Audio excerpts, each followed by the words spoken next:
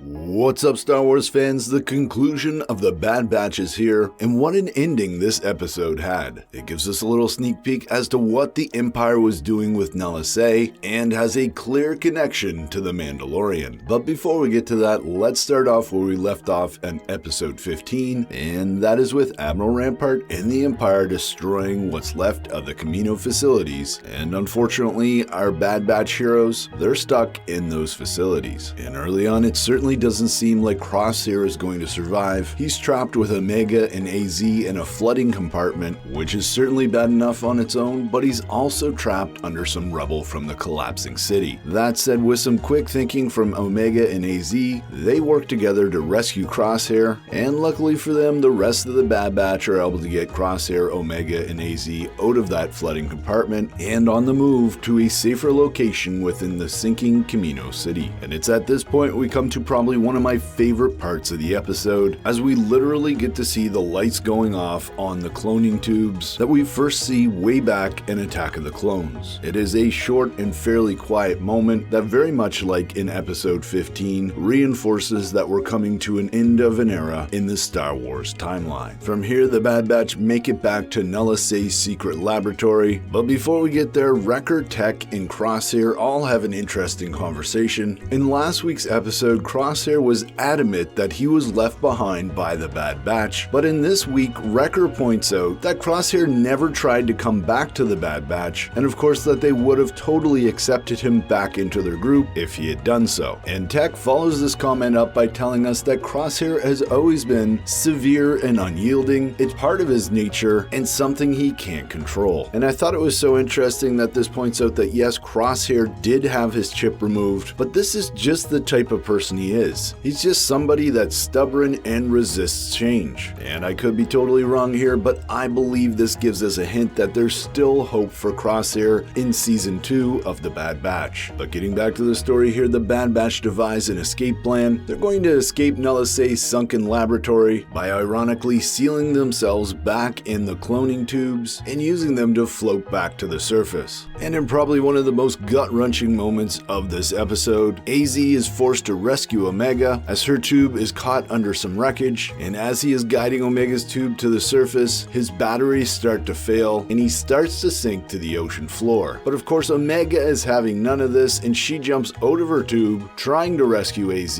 and at this point it looks like we're going to lose both Omega and AZ, but Crosshair makes an insane shot with his sniper rifle, latching onto AZ and pulling them both to the surface. And yes, I'm sure some people will complain that it didn't look like Crosshair had his sniper rifle this entire time, but I'm willing to let that go because it really shows us that Crosshair, he still abides by a certain code, that there is still good in this soldier even though he is siding with the Empire, and because Omega and AZ were willing to rescue him, he was willing to repay them by rescuing them later in the episode. But again, getting back to the story, the Bad Batch make it back to the Marauder, and they give Crosshair one more chance. But even after everything that has happened, Crosshair isn't yet ready to rejoin his family, and instead opts to stay behind and wait for the Empire to hopefully find him. So in the end, I thought season 1 of the Bad Batch did a great job of developing our villain Crosshair, as well as that relationship with Omega and Hunter. A lot of people have complained that Tech and Echo in particular haven't had a lot of character development, but remember, even in Star Wars Rebels, it wasn't until season 2 or 3 that characters like Zeb or Sabine were really developed, and we got to see some of their backstory. So I think you and I can expect more development for those characters coming up in season 2. Now that all out of the way, let's talk about that last scene with Nala Se. She is being escorted by clone commandos to a secret Empire cloning facility, and there she is introduced to an agent that is dressed very much like Dr. Pershing from The Mandalorian season 1, which to me poses all types of questions, such as, is this where they start experimenting with clones for Palpatine? Well, as always, I'd love to hear from you in the comments below, and of course let me know what you thought of the Bad Batch season 1, and watch for my community tab post on predictions about season 2 of the Bad Batch. That all said, I'm Mike, thanks for watching, and may the Force be with you.